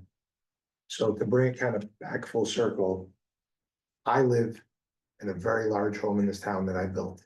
But before I bought my land, I expressly sought out a 15,000 square foot parcel of land in the SRB district. Partly because I just looked at the then existing zoning chart and I saw whatever it was, 10,000 feet dimensional requirements, and I did some homework. Maybe shame on me because I've been in real estate for 25 years, I've been a zoning lawyer, but this whole idea of 7,000 square foot lots, 6,000 square foot lots, 8,000 square foot lots. And let's adjust the rules to let somebody buy a smaller lot and build a home as big as those buying bigger lots. Doesn't jive with a pro-capitalist like me. So from where I sit, yes, 1,000%. Do we tweak our FARs? Do we tweak our definitions? Absolutely. But if you were to ask me in my first 90 minutes of sitting here with you guys, what can we do effectively with dates that we've already blown by and goals of really aggressive dates that we have to satisfy? Off the cuff, I think looking at those smaller lots. And, you know, I think there's a specific section of the code that talks about a certain date by which the lot was created that allows you to do what you gotta do. The lay people and those that aren't really familiar with it, but you wanna build a big house, great, go buy a big lot. That's my 2 cents. Yep. And that's the way I look at it. And I'll also say, as a practicing real estate lawyer, pre-COVID, nobody wanted the big houses in the estate areas, whether it's Needham or any other place. Then with COVID coming about, all of a sudden, everyone wants pools again and different things that can afford it. But the way I look at it is pretty straightforward. The answer, you know, we have a problem, there's no question about it. We have thousands of residents from the community that are voicing that problem. How do we solve it? I think we tweak dimensional regulations that we gave more, that this town previously gave more flexibility to.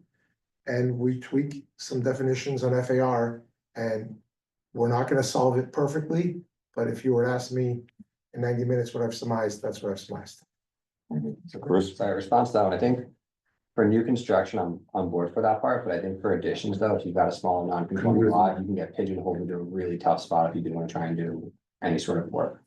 So I agree with you 1,000%, 1,000%. meaning that you'd be having the regulations shift if there's an addition going on as far as what the allowance Like if is. you have a 7,000 square foot house, Mhm. a 7,000 square foot lot. Mhm. With a 700 square foot tiny Mhm. 2-bedroom home on it. Mhm. And you wanna preserve that home, but make it more functional for Mhm. a home of 3-4 humans. Mhm. You know, all of a sudden, if maybe that, it goes, I guess, with the definition of what new construction is at that point in time, right? But Well, generally this trigger, this is 1,000 Yeah. square feet, if it's going, if your addition, if you wanna just keep what you have and then make a nice big addition on it. You all of a sudden you're triggering. But I'll also tell you, as a member of the zoning board, and knowing the fellow members of the zoning board in a situation like that, with somebody trying to preserve their house, looking for some relief, and the neighbors all being aligned. I mean, that relief, more likely than not, will get granted. Paul, Yeah, and I fully agree with that. I think a big aspect of this has to be not just focused on the developer building the new house to the maximum, something to encourage people. Well, that's not necessarily, I do have another option. I could remodel this, I could add more to the house that I have. It doesn't have to be tear down, doesn't have to be new construction. I think an important focus of the committee as well, and I don't know what the answer is to it, but it should be something that encourages additions or remodels rather than the focus on, like I said earlier, they're not particularly viable at the minute. And if there's anything that this committee could do to make them more viable, I think it will be a big help as well. does the zoning board of appeals have any jurisdiction over these up in the specialized stress code? As far as those codes goes, as far as. Building code. Well, Building code, And state code. state code, no. And that is a question, I think, for Joe. I don't know if we're bound to it, I guess.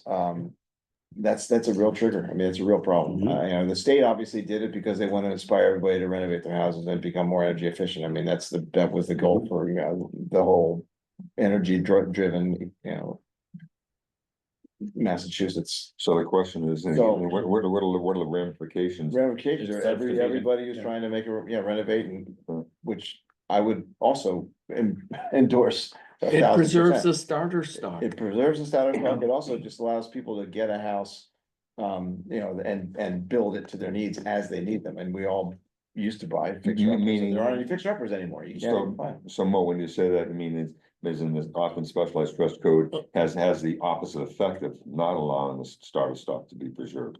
People want The to purchase. incentive is not to preserve the starter stock, That was not the the state's current intention. incentive. Correct. They.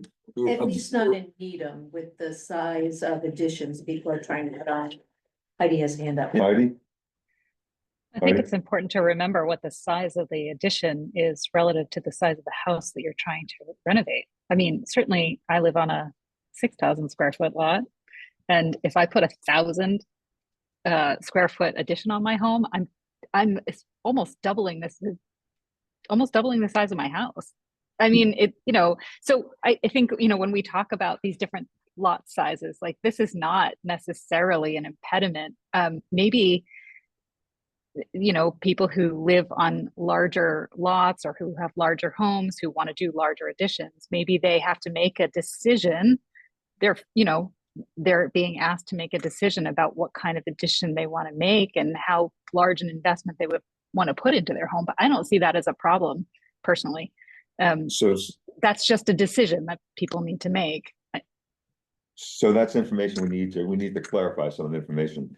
Yeah, so it was just Paul? one clarification on that, that's not fully correct, because if your existing house is less than a certain size, if you do more than 50%, so if your house is 1,500 square feet, which is a very modest house, and you want to add 750 square feet to that, which is a very modest addition, you're triggering the energy code.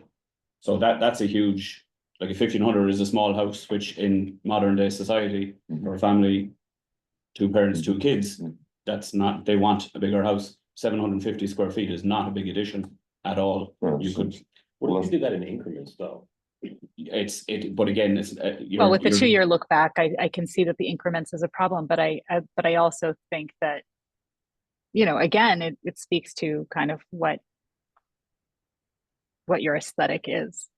So yes, there are going to be some people who move into houses that become too small, and to Chris's point, then perhaps they need to make a different decision, move, upgrade, whatever, buy a larger house. I know the decision is not that simple. I have been in that decision, in that situation. So I'm not making light of it. I'm just saying that this is enabling everyone who wants to more than double the size of their house to do so means we don't have any starter homes left. This is exactly the problem that we're facing. So having some limits on how you're able to do that is precisely how we maintain a stock of starter homes. So I don't necessarily consider this a bad thing. It is problematic for sure. It's just not that simple that everyone should be able to double the size of their home, because that's exactly where we find ourselves in this problem. Mo? I think we have a lot of smaller lots where it's not doubling the size of the home, that you could get additional space. I don't know your circumstance, but if you're on a 6,000 square foot lot, and you want to put 1,000 square foot addition on, you may be impinging on your setbacks. So the setbacks still apply. The issue I think we're going to face if we go down that road is that the people who have those homes are going to experience a loss in value, economic value to them. I'm not If they're- suggesting that we make changes. I'm saying that changes that we already have made because of the stretch energy code, for example, are natural limits Yes, as our they're- setbacks. I'm not suggesting that we make anything more restrictive, No, but just if to be we, clear. but that did come up here in terms of not allowing a large home on a relatively small lot that is currently allowed under our current bylaw will take value from people who will not be happy about that. In what, in one way, They can't sell their house for as much money. but we don't know to what degree that change will be.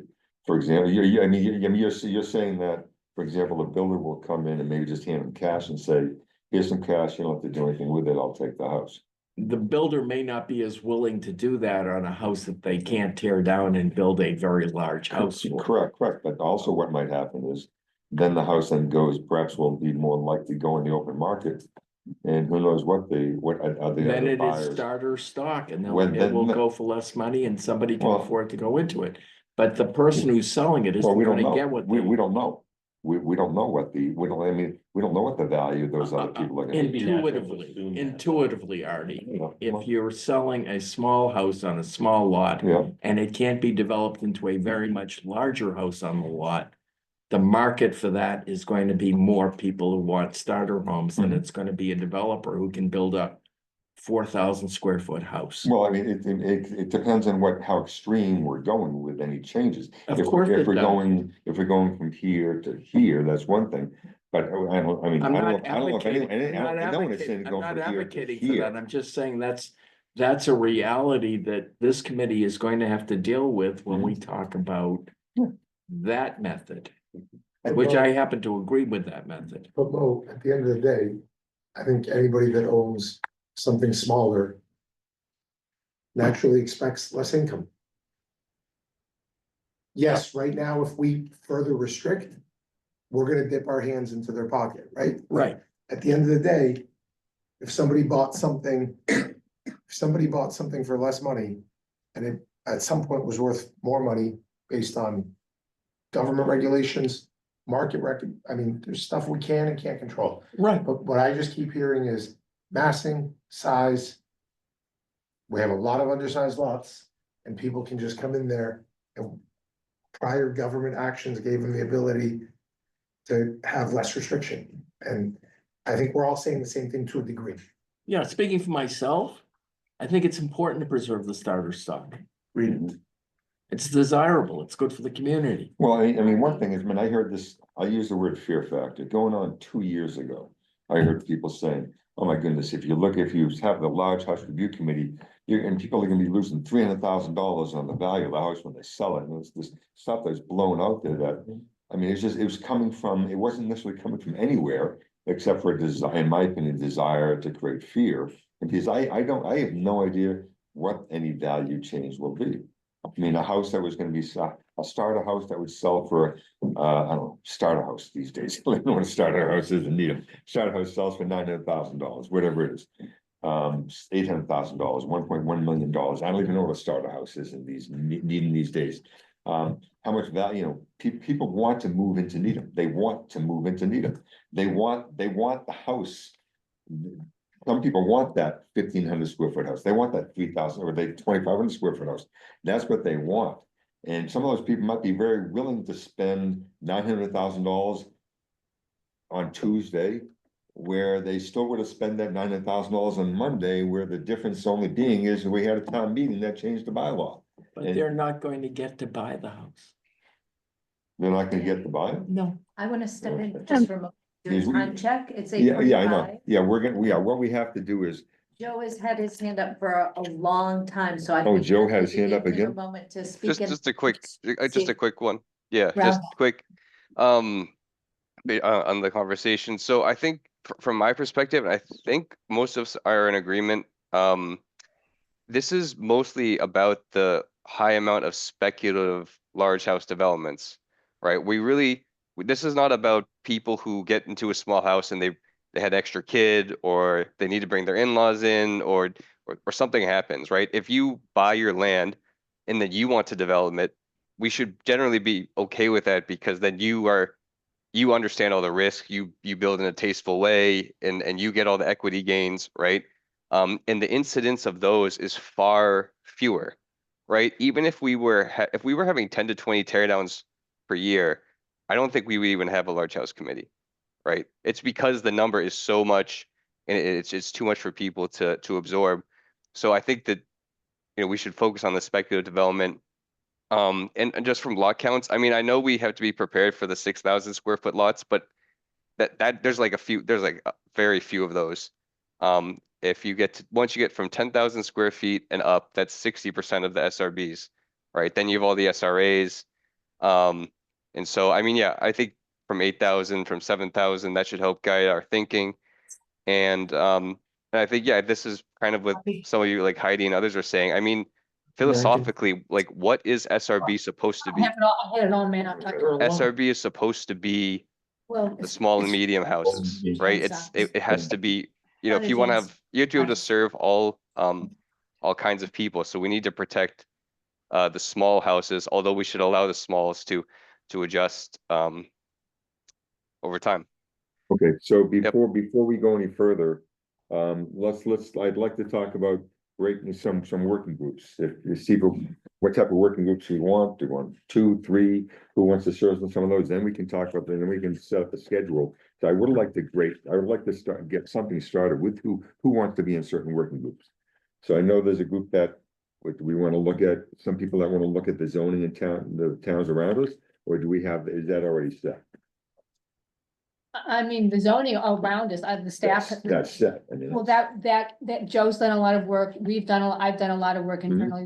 Those are tables that the staff can put together for the Okay. committee. Okay, what about looking at a valuation change, studying the valuation change, Mo?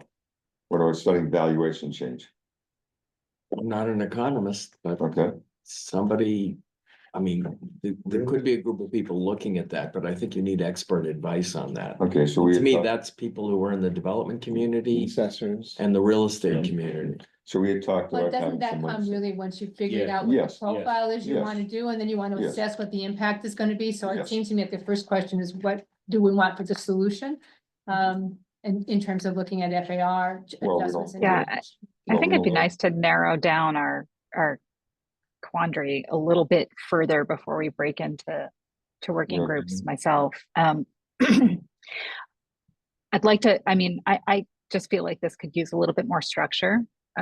So maybe we could table working groups until our next meeting. Is that a possibility? Just to, I feel like, there's been a lot of ideas brought up here tonight, and I'd kind of like to think on them a little bit. It takes me a little while to put all these pieces together. I don't know if everyone else feels like they're ready to move on, that's totally fine. But I feel like, I know we have a quick schedule, but we're definitely not moving on, because we're certainly not moving on.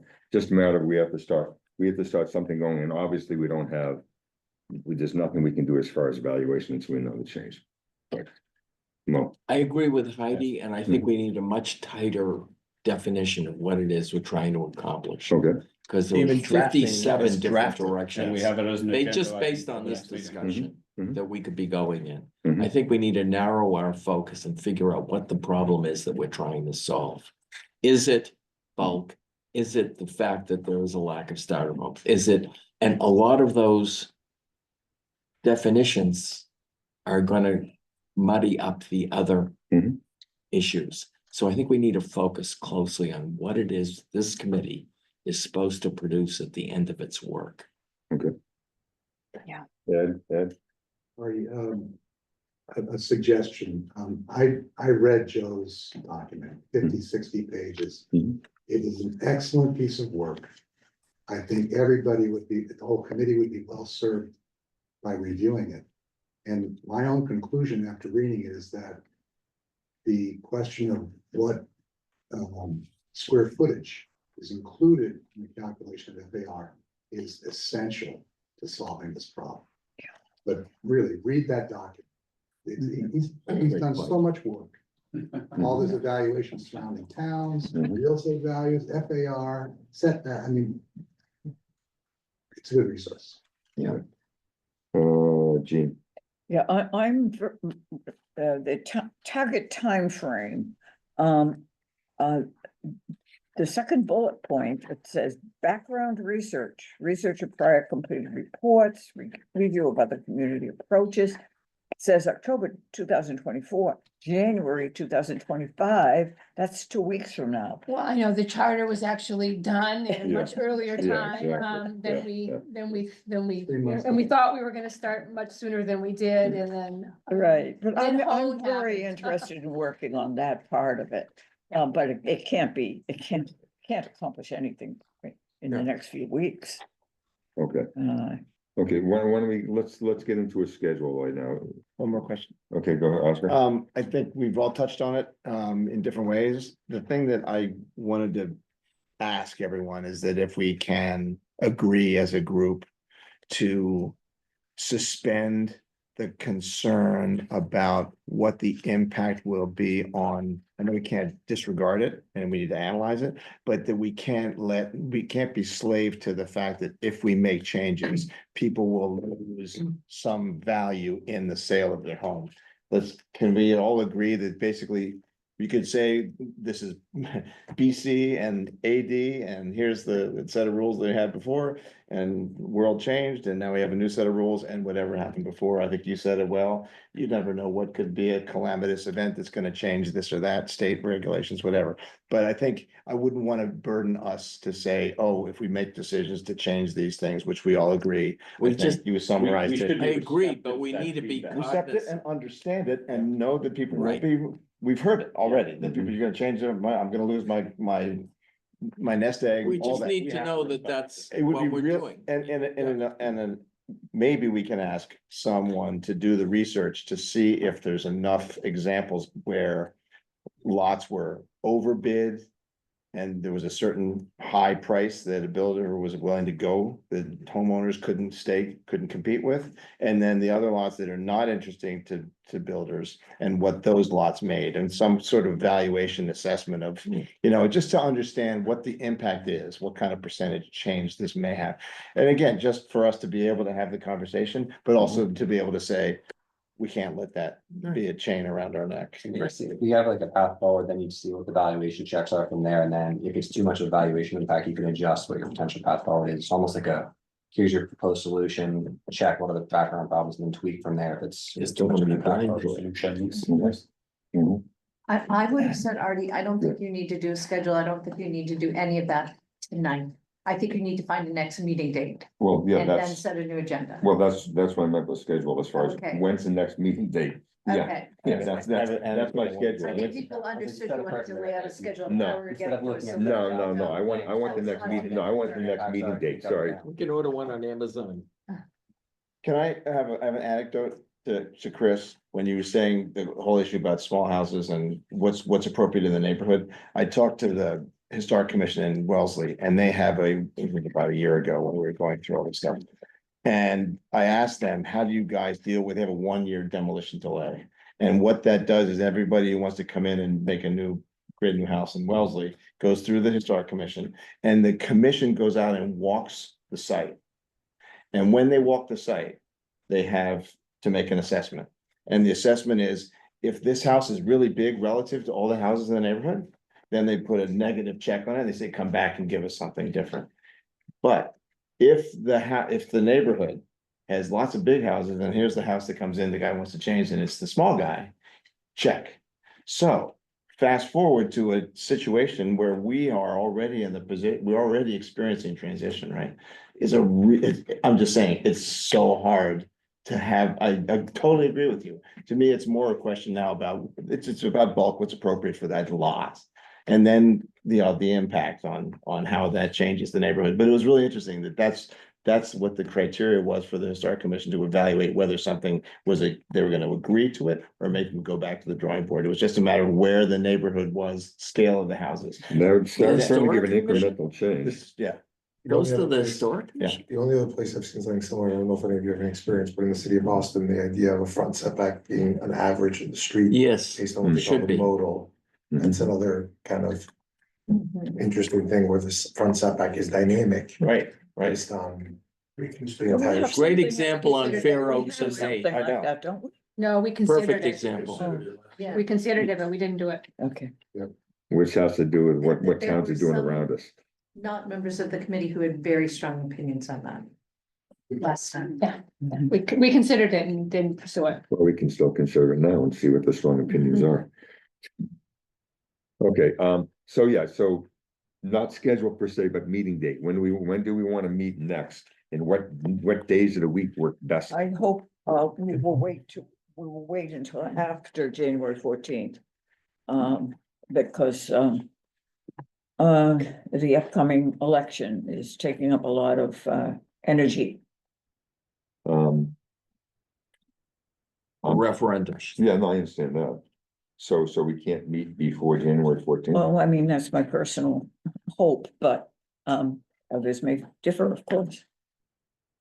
Why don't you decide which day of the week is important and then we can see when we should meet next. Yeah, so I'm generally open Mondays and Wednesdays, but I know the finance committee generally is quite busy on Wednesdays. They're Wednesday head to head. Yeah, so Wednesday's not good for the finance committee, so we have to keep that in mind. Okay, so Monday, I'm fine with Monday, Thursdays, Tuesdays are not good with me, at least every other Tuesday is a planning board. So Monday and Thursday generally, better. for me. Exchanges. Exchanges Thursday, so Monday nights are better for me. So what nights Monday work for night. people? Monday works for me. I travel for work, it's usually Monday or Tuesday, just in my childcare settings, Mhm. but. That's just me personally, But you can zoom in, unless I'm on a plane back.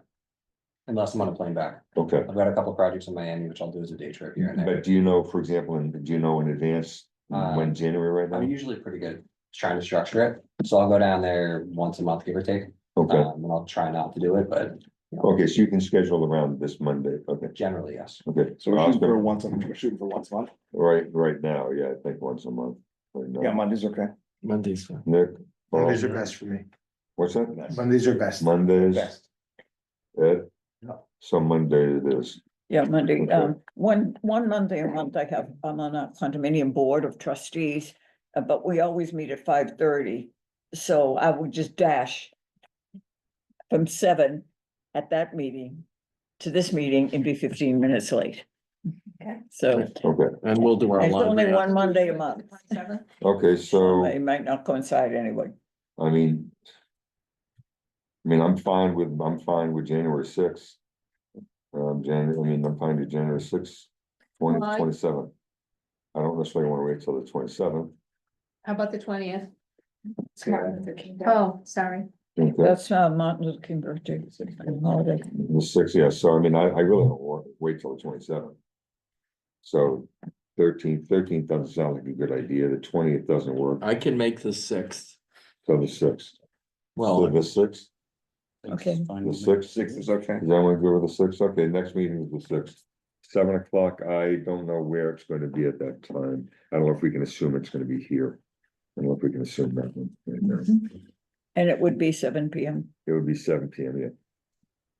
And so in the meantime, so Lee, you and I will talk, we can talk further about some of the information that has been talked about, how you have some. good insights. I'll distribute the work from the last review committee. I'll redistribute Joe's work. And we'll put together an updated table on what other towns have done. Okay, And if there's anything, is there anything else this group would find helpful for that meeting? You have a hand raised online. Book show tonight too. And the piece I did tonight, so right? hey, Joe, and the which? yeah, Joe, The presentation I did Wait, one tonight. second. Oh, I'll yes. I'll distribute that. The deck. Joe, can you do the 6th? Which Joe? Sorry, Joe Matthews, sorry, and I'm sorry, Joe Prodnak as well, Joe, the 6th of January. Can you Yeah, do no, I can, yeah, I think for me, Mondays are fine. The other days of the week are okay as well. Okay, so you're And good. I think, yeah, the 6th should be, Okay, because we're also just, it's gonna be like more setting structure as well, so we should try to move quickly because we're behind yeah, schedule. yeah, A touch, we talked a it lot just- about tonight. Yeah, last What's quickly, it, yeah, Joe? Lee, I'll send directly to Lee the last version of the PowerPoint that I Sounds made. good. Joe Prodnak, Joe? Unfortunately, my comment is that I have standing commitments on both Mondays and Thursdays. So both of those days are difficult for me. Okay. I'll do what I can. Can I make 2 quick points of interest, nothing to do with Big scheduling? point. Please do, Joe. One is that just for those who don't know, we do have a working stormwater bylaw group, and we are looking, and I am on that. And we are looking at grading and height and mass, and we're looking at all of that. The other quick point, just of interest, the house on Yale Road looks bigger, partly because it has an open court in the middle. And it's, so it's actually kind of cool, but that might be something that's coming down the road that people will catch on to. So that's all I got. Thanks. Yeah, thanks, Joe. I have a question for Yeah. Joe. Is there another, we value you most of all, but is there some other person on your staff who could do a Monday meeting if that's the only day we can manage? So unfortunately, my assistant building commissioner just resigned, and his last day was yesterday. Oh, Oh, no. no. Well, that answers the question. Do what I can to at least maybe even make part of the meetings on some of those nights, or I'll see if I can adjust my schedule a little bit, but. Well, thank you, Joe. Well, it would be helpful. When we're talking about FAR 0.36, 0.38, to contextualize that. So that we understand what that is. I mean, you know, how many square feet does 0.2? You know, equate to it. If you can do something like that, just give us ranges. So we understand what that looks like. Those tables show that. Yeah. The table Yeah. I'm showing you. Yeah, What That's what the tables square do. footage, it's actually in the presentation I did. Yeah. Under the current definition. Yes, Right. yes, under the current definition, I have a table that basically states Okay. the square footages for the different lots. Is that what you're? yeah, but as we're talking about new ones. It'd be easy to an Excel spreadsheet to show, Yeah. up, you Yeah. just drop in a percent every time Yeah, and just see the impact of that. Okay, so we're meeting Monday, the January 6th at 7 PM. Location to be determined. And we will, we've talked a lot tonight about the different ways of looking at it. We'll redefine our own brains as far as narrowing it down so we can be as efficient as possible at our next meeting. I think we got a lot done tonight, though. I appreciate that. Is there anything else that people have to say? Any other comments before we adjourn, before we have a motion to adjourn? Oh, thank you. Anything else? Nothing? Motion to adjourn? So moved. Second? Second. Okay. Any objections? I don't hear any. And I do have to call, technically, I have to call a roll, because we're not all here. So, Jean, Yes. Heidi? Heidi? I just left. She's left. Okay. So, Mariam? yes. Mo? Yes. Nick? Yes. Bill? Rose Collins, what county you're still being here? Paul? Yes. Oscar? Yes. Chris? Yes. Rob? Yes. Joe? Joe? Yes. Okay, and Ed? Yes. Okay, we're adjourned. We will see you January 6th at 7 PM. Location. Thank you very much.